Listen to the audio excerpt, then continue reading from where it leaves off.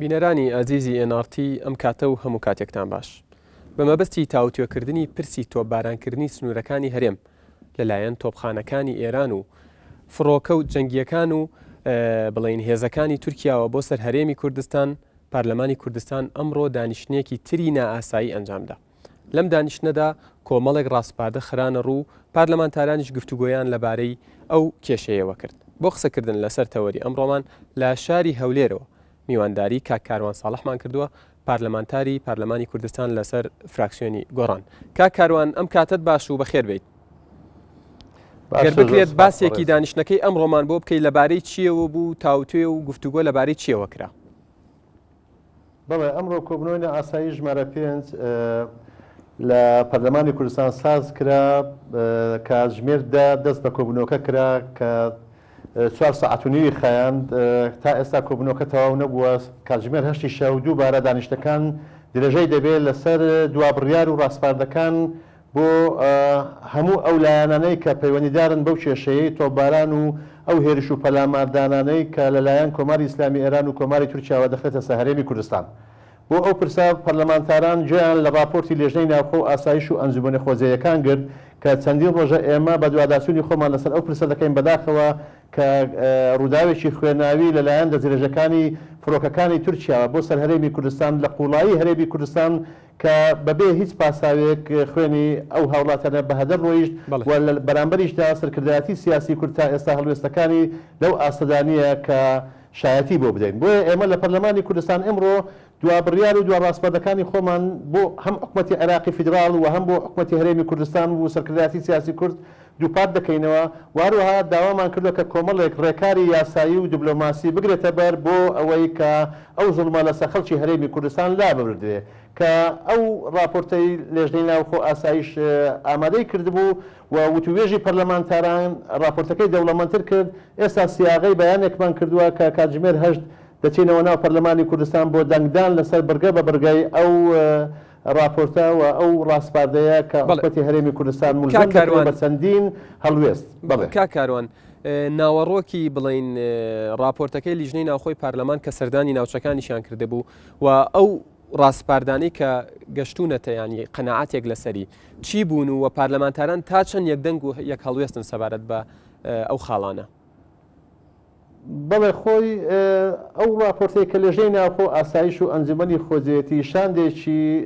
لە بەدواداچوونەکانی لە بناری قەندیل کە من خۆم لەگەڵ ئەو شانەدا بووم بەڕاستی چاومان کەوت بە ئەو هاوڵاتیانەی کە ئاوارە بوون و ئەو دێهاتانەی کە تەخت کراون لە ڕێگای فڕۆکە زەنجەکانی کۆماری تورکیا و هەروەها چاومان کرد بە هەردوو قایمقامی بەڕێز قایمقامی سۆران و قایمقامی ڕەواندز واروها مدیرنەحەی وەرتێ و کۆمەڵێک لە بەرپرسە ئەمنیەکانیشمان بینی بۆ پرسی ئەو بڕیار و ئەو بەهاناچوونە هەنووکەیانەی کە تا ئێستا کراون و چ پێویستە کە بکرێ. من نای شەرمەوە هەندێک لە ئەو ئیجراعاتانە کە کراون تا ئێستا ئیجراعاتی زۆر سادەن. تا ئێستا بۆ نمونە لە ناوچەکەدا تیمێکی پزیشکی گەڕۆک لە ناوچەکەدا بوونی نەبوو لە حاڵەتێکدا کە ئەو ناوچەیە لە بەردەم هەڕەشەیەکی ڕۆژانەی فرۆکەکانی کۆماری تورکیا و تۆپبارانەکانی ئێراندایە و لە بەرامبەر ئەوەدا حکومەتی هەرێمی کوردستان کەم تەرخەمێکی زۆری نواندووە لەوەی بەهانای هاوڵاتیانی ئاوارە بوو و هەروەها مەردارەکانی سنووری ناحیەی سیدەکان قەزای سۆران و هەروەها هەنگاوانەکانی ئەوانەی کە هەنگەکانیان بەجێهێشت و ئەوانەی کە مەڕووماڵاتەکانیان جێهێشتووە هەموو ئاوارەی پەرتەوازەی دێهاتەکانی تری هەرێمی کوردستان بوون و لەو شوێنانەی کە لێشی حەواونەتەوە تا ئێستا زەمانەتێکی سەقامگیری لەو شوێنانەش نییە. بۆیە هاوڵاتیان نایان شاردەوە بەڕاشکاوی گلەیی خۆیان لە هەرسێ سەرۆکایەتی کرد و هەروە داواشیان کرد کە زەمانەتی بوونی ژیانیان بۆ دابین بکرێت. کاکاروان، لە دانیشتنەکەی ئەمڕۆدا بڵین نوێنەری حکوومەتی هەرێم یاخود هیچ وەزیرێکی وەزارەتێکی پەیوەندیدار ئامادە بوو؟ نەخێر هیچ لە نوێنەرانی حکومەتی هەرێم و لە وەزارەتە پەیوەندیدارەکان ئامادەییان نەبوو لە دانیشتەکەی ئەمڕۆدا لەبەرەوەی دوو کۆبنەوەی ئاسایی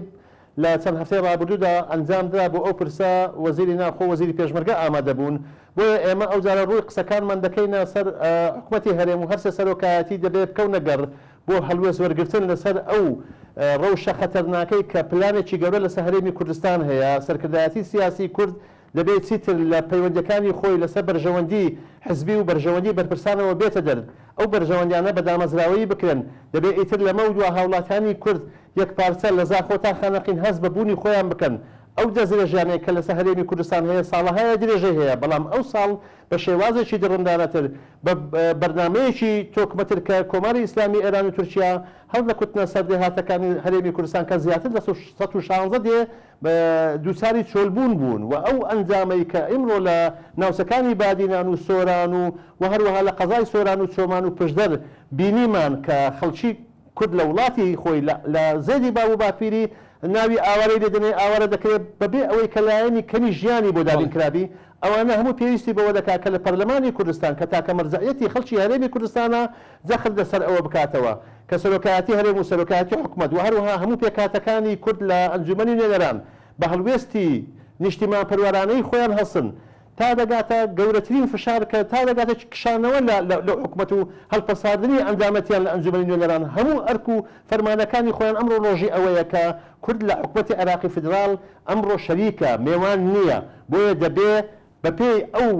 پێکهاتەی خۆی بەپێی ئەو وجودەی خۆی لەوێ کە کۆمەڵێک بەرپرسیارەتی و پۆستی زۆر گەورە لە کۆماری عێراقی فدرال بەدەست کوردەوەیە ئەو بێدەنجیە لەلایەن ئەو بەرپرسیارەتە گەورەی کە لە بەدەست کوردەوەیە سەر کۆمار کوردە وەزیری دەرەوە کوردە سوپاس سالار بەرپرسی هەواڵگەری و زیاتر لە 7 وەزارەت و چەندین پۆستی گرنگ لە هەرێمی لە وڵاتی عێراقی فدرال بەدەست کوردەوەیە تا ئێستا کورد ناتوانێت داوا لە کۆماری عێراقی فدرال بکە یان بەرپرسانی کورد لە بەغدا ناتوانن ئەو مەسەلەیە بۆ ڕژێنن لە ئەنجومەنی نوێنەران کۆبوونەوەیکی نائاسایی بکرێت بۆ عێراق بێدەنگە بەپێی بڕگەی مادەی 110 دەستوری عێراقی دەبێت عێراق بێتە دەنگ و بەرپرسیارەتی خۆی ببێنێ لە ئاست ئەوەی کە پاراستنی ئەو سنوور و ئەو هەرێمە لە ئەستۆی عێراقی فدرالدایە لەلایەک ئێمە لە بەرپرسانی عێراق هیچمان جۆرە نابێت جگە لەوەی کە مجاملەی ئێران و ڕێکەوتنی تر دەکەن پێکاتەکانی ئێمە لە کوردستان ئاگاداری ئەو ڕێکەوتنانە نین بەرپرسانی عێراقی لە پێکاتەکانی عەرەب ڕێکەوتن لەگەڵ تورکیا و ئێران دەکەن بەبێ ئاگاداری عێراق و لە هەرێمی کوردستان باس لەوە حکومەتی عێراق ڕێکەوتووە لەگەڵ ئەو لایەنانە کەواتە چۆنیەوە چاوەڕێکەکەن کە مۆقیفی هەبێت بە موئەسەساتی بکرێت بە دامەزراوەیی بکرێت لە چەند پەیوەندی حزبی بێنە دەر نایشارینەوە تورکیا و ئێران دوو پەیوەندی حزبی بەڕێوەی دەبات لەگەڵ هەرێمی کوردستان ئێمە دەخوازین ئەو پەیوەندی حکومەتی هەرێمی کوردستان بە دامەزراوەیی بکە بۆ ئەوەی خوێنی هەوڵاتانی هەرێمەکە و ڕەز و باغ و گوند و دێهاتەکانمان سۆتماک نەکرێ ڕەش و تەڕ و گوشک پێکەوە نەسووترێەوە هەموو ئەو هاوڵاتیانی کە لە هەرێمەکەدا ئاوارە بوون لە ئەو بڕگانی ئەمڕۆ لە پەرلەمانی کوردستان داوامان کردووە کە لە دادگای نێودەوڵەتی لە لاهای داوای یاسایی تۆمار بکرێت لەسەر ئەو وڵاتانە بۆ قەرەبی مادی و معنەوی و داوا کراوە ئەو وڵاتانە داوای لێبوردنە خەڵکی هەرێمی کوردستان و لە وڵاتی ئێمە بکەن و هەروەها کۆمەڵێک ڕێکاری یاسایی و کۆمەڵێک ڕاستپاردە دەرکراوە کۆمەڵێک بڕیار دەرکراوە بۆ ئەوی کە ئەو سەربازگە و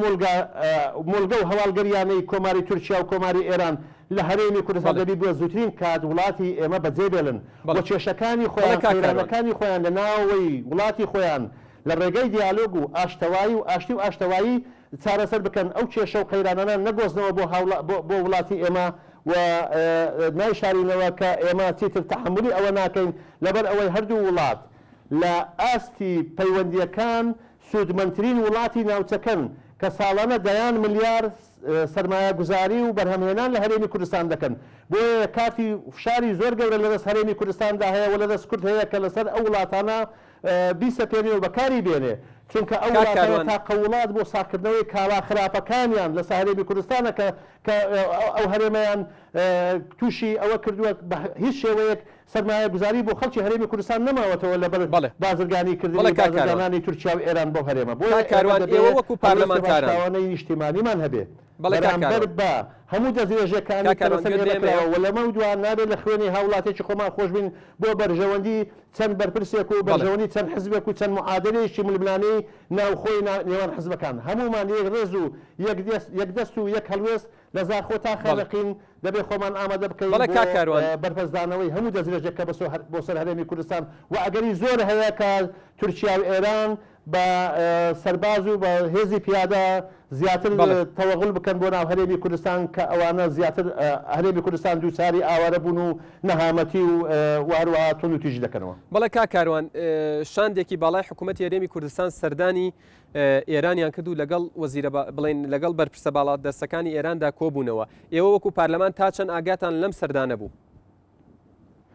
ئێمە نایشارینەوە لە پەرلەمانی کوردستان بێ ئاگاین لەو پەیوەندیانە و لەو هەڵس و کەوتانەی کە حکوومەتی هەرێمی کوردستان لەگەڵ کۆماری ئیسلامی ئێران و لەگەڵ کۆماری تورکیا دەیکات. بۆیە ئێمە بەڕاستی لەمە دووە بۆیە دەڵێم ئەو پەیوەندیانە بەنامەزراوەی بکرێن و حکوومەتی هەرێمی کوردستان ملزەمە ئەو پەیوەندیانە بەشێکی زۆری بۆ ڕای گشتی و هەروەها بۆ هاوڵاتانی هەرێمەکە وەروها بۆ پەرلەمانی کوردستان ئاشکرا بکە لەبەر ئەوەی تا ئێستا ئەو پەیوەندی ژێربەژێرانە دەیان سازش و هەروەها دەیان مامەڵە بە خوێنی خەڵک کراوە لەسەر ئەو پەیوەندی حزبیانەی نێوان پارتی و یەکێتی لەگەڵ کۆماری ئیسلامی ئێران و هەروەها لەگەڵ تورکیادا. ئێمە دەخوازین ئەو قۆناغە بەسەرچوو ئەو قۆناغی ئەمڕۆ پێویست بەوە دەکات کە هەرێمی کوردستان علاقات و پەیوەندیەکانی لەگەڵ ئەو وڵاتانی دراوسێ شەفافانە بەدامەزراوەیی بکا بە مؤسساتی بکاوە بە پێی ڕێکارە یاسایی و دیبلۆماسیەکانی نێودەوڵەتیەوە ڕێز لە سنووری یەکتر بگیرێ و ئێمە دەخوازین کە ئەو وڵاتانە لە زیاتی ئەوەی کە بە ئاگر ئاسن بکەونە گیانی گەلانی خۆیان و کێشەی وڵاتانی خۆشان نەهێنە ناو هەرێمی کوردستان لەگەڵ ئێمە ساغیکەنەوە لەبەر ئەوەی ئێمە هاوڵاتیانی بێدەرەتان و هاوڵاتانی بێتاوان دەبن بە قوربانی. بۆیە ئێستا ئۆباڵی ئەو مانجی ڕەمەزانی پیرۆزە بە ملی کۆماری ئیسلامی ئێران و کۆماری تورکیایە کە خەڵکانی هەرێمی کوردستان خەڵکانی خوێن دەکەن دێهاتەکانیان دەسووتێنن ڕەز و باغی دەسووتێنن مەڕ و ماڵاتی بەتاڵان دەبن هەنگەوانەکان پەڕەوازە دەکەن ئاژەل و ئاژەڵداری و ژینگەی هەرێمی کوردستان پیس دەکەن لەوەوە دەبێ هەرێمی کوردستان لەمەودا بە پێی یاسا نێودەوڵەتەکان داوای یاسایی خۆی تۆمار بکاوە دەبێت دەوڵەتی تورکیا و هەروە دەوڵەتی ئێرانی داوای لێبوردن لە خەڵکی هەرێمی کوردستان و لە حکوومەتی هەرێمی کوردستان بکەن و دەبێت لەمەودا ڕای گشتی شەقام دروست بکرێت بۆ ئەوەی سەرتاسەری لە زاخۆوە تا خانەقین ڕێپێوانێک و خۆپیشاندانێکی سەرتاسەری بە ڕێکاری دیموکراتیانە مەدەنیانە حەزاریانە بۆ دەربڕینی ئەو ناڕزایەتی کە خەڵک تا ئێستا ناڕزایەکانی خەفەکراوە بۆ گەیشتن بەوەی کە خەڵکی هەرێمی کوردستان 100% دژی ئەو دەزیرە ژیانەیە و هەمووشمان یەک پارچە و یەک دڵ و یەک ژیانە ناو یەک سەرکارین و ئەو ئەرک و بەرپرسیارەتیانەی کە لە ئەستۆی بەرپرسانی هەرێمی کوردستانە دەبێت پێیوە هەڵسن دەبێت لە ژێرباری بەرپرسیارەتی دابن بۆ ئەوەی یەک قەترە خوێنی هاوڵاتیانی هەرێمی کوردستان لە کەس خۆش نەبچون کە ئەو مافە مافی کەس نییە مزاملەی بکایە معاملەی پێ بکە. بۆیە ئێمە دەخوازین لە هەرێمی کوردستاندا وەکو وڵاتێکی سیادی سربەخۆ بەشێک لە عێراقی فیدراڵ ئێمەش دەبێت گیانی هاوڵاتیانی خۆمان بپارێزین لەوەی کە چیتر هەڕەشە و گوڕەشەی ئەو وڵاتانەمان لەسەر نابێ بمێنێ. بەڵێ کاکاروان وەکو دەزانین شاندەکەی حکوومەتی هەرێم لەلایەن نێچیروان بارزانی جێگیری سەرۆکی پارتی دیموکراتی کوردستانەوە بڵین سەرۆکایەتی کراوە لەو شاندەی کە ڕۆشتون بۆ ئێران و لەگەڵ ئەحمەدی نەژادیش کۆبوونەتەوە. مامۆستایەکی زانکۆی سەلاحەدین کە لە هەمان کادا چاودێرێکی سیاسیە دەڵێت نەدەبوو بەرپرسێکی حزبی سەرۆکایەتی ئەم وەفدە حکوومی بکردبایە و دەشڵێت کەم ئەم سەردانە زیاتر لەوەی حکوومی بێت سەردانێکی حزبیە. ئێوە بۆ چوونتان چێ لەم بارەیەوە؟ بەڵێ من وەکو لە سەرەتا باسم کرد پەیوەندیەکان پەیوەندی حزبین ئەو پەیوەندیانە داوامان کردەوە داواشی دەکەین و هەوڵی خۆمان سەر دەکەینەوە لەسەر ئەوەی دەبێت بە دامەزراوەیی بکرێ. خۆیان هەردوو حزبی سەرەکی بانگەشەی ئەوە دەکەن دەڵێن نابێ هیچ حزبێک و لایەنێک پەیوەندی لەگەڵ وڵاتانی دەوروبەر دروست بکات کەچی خۆیان لە ژێر بەژێر کۆمەڵێک پەیوەندی تایبەت و کۆمەڵێک پەیوەندی هەواڵگەریان هەیە. بۆیە کەس لە وڵاتان نازانێ ئەوانە لەسەر چی پێک دێن و لەسەر چی ڕێک دەکەون لەبەر ئەوە دەبێ ئەو پەیوەندیانە شەفاف بێ ڕوون و ئاشکرا بێ و هەروەها بەشێکی بۆ پەرلەمان و بەشێکی بۆ هاوڵاتیان و بۆ ڕایگشتی ئاشکرا بکرێ بۆ ئەوەی خەڵکی ئەو هەرێمە بزانێت لەسەر چه ئاساسێک و لەسەر خوێنی چیە ئەو جۆرە پێکاتانە ئەو جۆرە ڕێکەوتنانە دەکرێت لەگەڵ ئەو لایەنان دەیان ساژش لە ساڵانی ڕابردوو لەسەر حسابی خەڵکی هەرێمی کوردستان کراوە. هەردوو لایەنی دەسەڵات ئەمڕۆ لە دەسەڵاتدان دوێنێ هەردوو لایەن لەشکرکێشی ئەو وڵاتانە بۆ سەرەکتری کردووە. بۆیە ئەو وڵاتە داگیرکەرانە مۆڵەتیان نەخواستە لە هەرێمی کوردستان نەگەڕاونەتەوە بۆ هیچ پرۆتۆکۆلێک هەر کاتێک بێ شەرمیان شکاوە لەوەی بێن ئەو وڵاتە بە سیادەیەکی هەرێمی کوردستان نازانن و شەرم لە دەسەڵاتی کوردی ناکەن هەر کاتێک ویستی بیان هاتبن هاتوون. ئەو مۆلگە سەربازیانە خۆ ئەمڕۆ نین لە هەرێمی کوردستان هەن و ئەو پەیوەندیانە ئەمڕۆ نین ئەو پەیوەندیانە کە دیرەژیانەیە ئەوانش بە شێوەیەک لە شێوەکان وەکو هەموو لایەنەکانی تری پەیکەرە و جونگەکانی تری حکوومەتی هەرێمی کوردستان پاشماوەی دوو ئیدارەی و پاشماوەی شەڕی ناوخۆی پێوە دیارە بۆیە دەبێت لەمە دو ئەو پەیوەندیانە بەدامەزراوەی کاکاروان و برادرانی هەرێمی کوردستان لە هەموو پێکاتەکانی هەرێمی کوردستان لە ئەنجومەنی نێدەرانی عێراق دەبێت هەوڵی خۆیان چرکەنەوە ئیتر لەمە دوا دەبێت ئەوە قبول نەکەن وەکو میێوان لە عێراق بەشدار بن دەبێت وەکو شەریک سەرکۆمار هەڵوێستی خۆی هەبێت لەسەر بەڵێ کاکاروان ئێوە وەکو پارلەمانتارانێکی سەرەکی لە عێراق هەموو ئەو هەلوێستانەیە کە عێراق ئەو بێدەنجانەیە کە عێراق دەیوێنێ پەیوەندی دارە بە هەست و سۆزی ناسەقامگیربوونی ئەو هەرێمە هاوڵاتیان خۆیان بە بەشێک لە عێراق نازانن نایشارمەوە لەبەر ئەوەی کۆماری عێراقی فیدراڵ تا ئێستا بە ئەرچی خۆی هەڵوەستاوە لەبەر ئەوەی بە پێی دەستور ڕفتاری لەگەڵ هەوڵاتانی ئەو هەرێمە نەکردووە ئەمە ئاماژەیەکی خەتەرناکە ئەگەر بێت و بە خۆداچوونەوە نەکا ئەوانیش دەبێت داوای لێبوردن لە خەڵکی هەرێمی کوردستان بکەن و بەرپرسانی کوردیش لە بەغدا لە ئەندام پەرلەمانەکانەوە بگرە لە وەزارەتەکانەوە بگرە لە سەرکۆمار و وەزیری دەرەوە بگرە لە هەموو سوپاسالار و ئەوانە بگرەوەی بێدەنجی نەمێنن چونکە بەشێک لە هێز و هەیمەنە و هەیبەتی عێراقی فیدراڵ بەشێکی کورد شەریکە و کورد لە دامەزراندنی ئەو دەوڵەتە دەوری سەرەکی هەبووە و خێری زۆرمان بەخشی بۆ دروستکردنەوەی عێراقێکی نوێ بەڵام بەداخەوە ئێمە ئێستاکە خەڵکمان لێ شەهید دەکرێت وڵاتمان لە سووتێنرێت کەس لەسەرمان هەڵ ناداتێ بۆیە دەبێت پێداچوونەوەیەکیش لە پەیوەندەکانی خۆمان و کاکاروان ئێوە وەکو پارلەمانتاران کاتەکانی عێراقی لەگەڵ هەموو لایەنەکانی عێراقیدا بکەینەوە ئەویش بە وە دەکرێت کە سەرکردایەتی سیاسی کورد دەبێت پێداچوونەوە بکات لە ڕێخستەوەی ژیانی سیاسی لە هەرێمی کوردستان دەبێت ناوماڵی خۆی ڕێخاتەوە دەبێت هەردوو هێزی پێشمەرگە یەخە دەبێت هەموو هێزەکانی ئاسایش و پۆلیس و هەموو ئەو هێزانەیە کە تا ئێستا دوو ئیدارەیان پێوە دیارە یا وەکو دوو هێزماونەتەنەوە ئەوانەی ڕێخاتەوە دووبارە ڕێخستەوەی ژیانی سیاسی کاکاروانەوە لە بەرنامەتاندایە ئەو وەفدەی سەردانی ئێرانی کردووە لە بەرنامەتاندایە وەکو پارلەمانتاران کە گەڕانەوە بانگێشی پارلەمانیان بکەن بۆی بزانن بڵین مەبەست لەو ڕۆشنەیان چی بووە و باسی چیان کردووە لەگەڵ حکوومەتی ئێراندا بەڵێ لە دوابڕگەی ئەو ڕاستپادانەی کە ئەمڕۆ لە پەرلەمانی کوردستان لە دانیشتنی شەو تەواو دەکرێت ئەوەیە کە لەژنەی کاروباری ناوخۆ و ئاسایش و ئەنجومەنە خۆجێیەکانی پەرلەمانی کوردستان ڕادەسپێدرێت کە بەدواداچوون لەگەڵ هەموو لایەنەکان بکە و هەروەها بەدواداچوون لەگەڵ هەموو ئەو لایەنە بەرپرس و پەیوەنددارانە بکە بە تایبەتی بۆ دیداری هەموو بەرپرسە حکوومیەکان لە هەرێمی کوردستان و لە عێراقی فدرال بۆ ئەوەی چیتر ئەو شێوازە ڕەفتارکردنە وەکو باسم کرد ئەو شێوازە تەمومژاویە لە پەیوەندەکان ئەوەی نەمێنێ بۆیە ئێمە بەڕاشکاریەوە ئەرچی پەرلەمانە کە ئەو شاندە ببینێ و دەبێ بشیان بینێ بزان لەسەر چ ڕێکەوتون ئایا کۆماری ئیسلامی ئێران لەگەڵ دوێنەرانی ئەو هەرێمە لەسەر دانیشتون لەسەر چه ئەساسێک ڕێک دەکەون و ئایا لە چێوە فشاری کورد دەتوانێت کارتەکانی خۆی بەکاربێنێ بۆ ڕاگررتنی ئەو دەستێژیانە لە هەرێمی کوردستان بەڵێ کاکاروان بڵین لە پەیامەکەی سەرۆکی هەرێمدا سەبارەت بە و بڵین بە تۆپبارانکردنی سنوورەکانی هەرێمی کوردستان باس لەوادا کە دەڵێت کە بوونی پەژاک و پەکەکە بەهانەیەکی بەهێزە لە دەست هەردوو وڵات مەبەست لە ئێران و تورکیا مەبەست لە ینی بەهانەیەکی بەهێزە بۆ ئەوەی ئەوان بردومانی سنوورەکان بکەن پێت وایە ئەمە ینی خاڵێک بێت کە پێویستە لەسەری بوەستین چونکە ئەوەی ئێستا ڕوودەدات لە هێرشکردنە سەر پژاک و پەکەکە نەماوە بەڵکو پێشێلکردنی سنووری هەرێمە پێشێلکردنی سەروەری هەرێمە پێشێلکردنی دەستورە دەستوری عێراق و دەستوری کوردستانیش و کوشتنی هاوڵاتیانی مەدەنی و بێدیفاعە ئایا ئەمە بەهانەیە بۆی تورکیا پێی هەڵبستێت بڵین بوونی پەژاک و پەکەکە بەهانەیە بەدەستی ئێران و تورکیاوە بۆی ئەوەی دەیانەوێت بیکەن لەم سنوورانەدا من پێم وایە ئەگەر بتەوێت باس لە ئەوە بکەیت کە کۆماری تورکیا هیچ پاساوێکی بۆ نییە کە هەڵکوتێتە ناوەندی قوڵایی هەرێمی کوردستان خەڵکت لێ شەهیدکە ئەو کاتانەیە کە ئەو دەست دەوەشێنێ ئەوەندە زەرەر لە ئەو لایەنە نادا کە ئەوەی ئەو پاساویان بۆ دێنێتەوە کە گوایە لە هەرێمی کوردستان وجودیانەیە ئەوەندەی هاوڵاتانی ئەو هەرێمە دەکوژێ و برینداریان دەکە ئەوەندەی هاوڵاتانی ئەو هەرێمە خاپوری گوندەکان و دێهات و کانیا و ڕۆژ و باغەکانیان دەکە هەموو ئەوانە پاساوی زۆر لاوازن چونکە کۆماری ئیسلامی ئێران و تورکیا خۆیان دەبێ سنووری خۆیان بپارێزن ئێمە ملزم نین بە پاراستنی سنوورەکانی ئەوان ئەگەر خۆیان سنوورەکانی خۆیان پێ نەپارێزێ ئێمە بە چ شێوازێکی بە چ ڕێکارێک دەتوانین ئەو ئەرکە بگرینە ئەستۆی خۆمان لەبەر ئەو ناو شاخاویە سەختە بۆ کۆماری ئیسلامی ئێران بۆ وەکو زلهێزێک تورکیا وەکو زلهێزێک نەتوانێ وڵاتی خۆی و سنووری خۆی بەپارێزێ بۆ ئێمە ناکرێ ئەو سنوورە ئەرچی پاراستنی سنووری ئێران و تورکیا بە ئێمە بپارێزێ بەڵام ئێمە وەکو کردەوەیەکی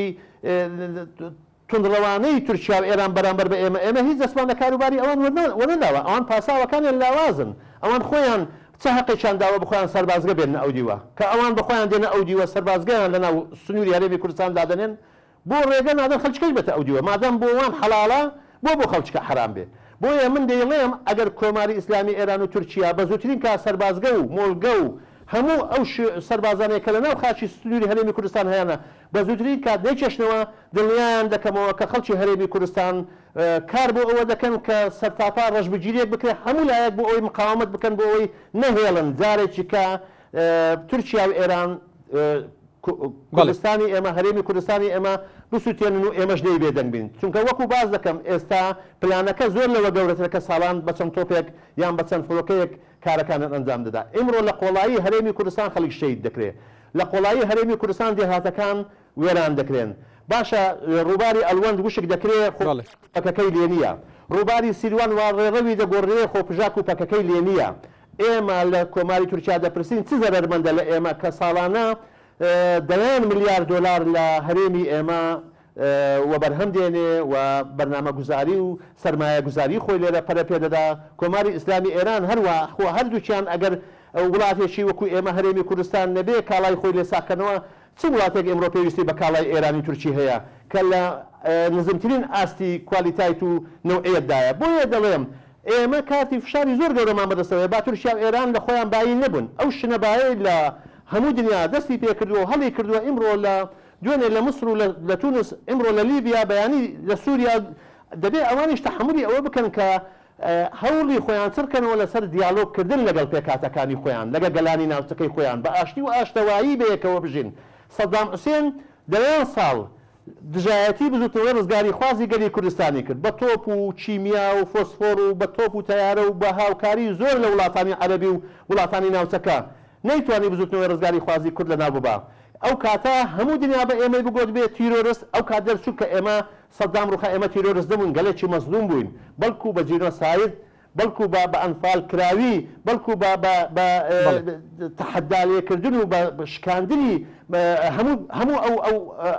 مافانەی کە مافی مرۆڤهەیەتی لە هەرێمی کوردستان ڕەفتار لەگەڵ ئێمە کرا بۆیە ئەوانەی کە ئێستا ئیمڕۆپیان دەڵێن تیرۆرست بە تەعبیری ئەوانە تیرۆرست نین ئەوانە مافی خۆیان داوا دەکەن بۆیە لە چوارچێوەی وڵاتی خۆیان کەیفی خۆیان چۆن مافی ئەو پێکاتانەی وڵاتی خۆیان دەدەن حەق نییە بێن ئەو ململانەیە لە ناو هەرێمی کوردستان ساکەنەوە ئێمە دەخوازین تورکیا ئێران ڕێز لە سەروەری خاچی هەرێمی کوردستان بگرێ و لەسەر ئێمەش ئەوەیە بۆ بەرامبەرەکەمان ڕێز لە سەروەری خاچی ئەوان بگرین و کێشەی ناوەخۆییان خۆیان بۆ خۆیان چارەسەکە بۆ ئێمە نهاتوە دەستکاری و دەست لە کاروباری ئەوان وەردەین بەڵام کاتێک کە ئەو سەربازگە دێنێتە ناو هەرێمی کوردستان من لێ ناشارمەوە خەڵکی کەش بە حەقی دەزانێت بێتە ناو هەرێمی کوردستان بۆیە بۆ هەرێمی کوردستان بۆتە شوێنی ساکردنەوەی ململانیەکان و ئێمە بە هیچ شێوەیەک لە پەرلەمانی کوردستان لەگەڵ ئەوەدانین کە ئەو هەرێمە قەیران و ململانیەکانی تورکیا و ئێران بگوازێتەوە بۆ هەرێمی کوردستان کاکارۆن دوا پرسیارم ئێوە وەکو پارلەمانتاران لە پارلەمانی کوردستان تا چەند بڕواتان بەم دانیشتنە نائاساییانە هەیە لە دروستکردنی فشار لەوەی کە چارەسەرێک بۆ ئەو کێشانە بڵین بدۆزێتەوە گەر بە کورتی وەڵام بیتەوە سوپاس دەکەم بەڵێ من وەکو پەرلەمانتارێک کە سوێندی یاساییم خواردووە لەسەر ئەوەی کە لە خزمەتی گەل و نیشتیمانەکەی خۆم دابم و هەمیشە لە سەنگەری دیفاع لێکردن لە گەل و نیشتیمان و لە هاوڵاتانی هەرێمەکەی خۆم دابم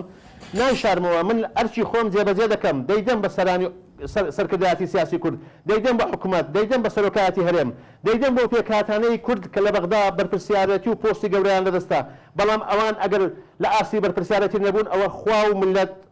ئەو کاتە حسابی خۆیان لەگەڵ دەکەن بەڵێ بەڕێز کاروان ساڵح پارلەمانتاری پارلەمانی کوردستان لەسەر فراکسیۆنی گۆڕان سوپاس بۆ ئامادەبوونت لە ستۆدیۆکانی NRT لە شاری هەولێر بینەرانی ئازیز تاوتوی ئەم ڕۆژمان تایبەت بوو بە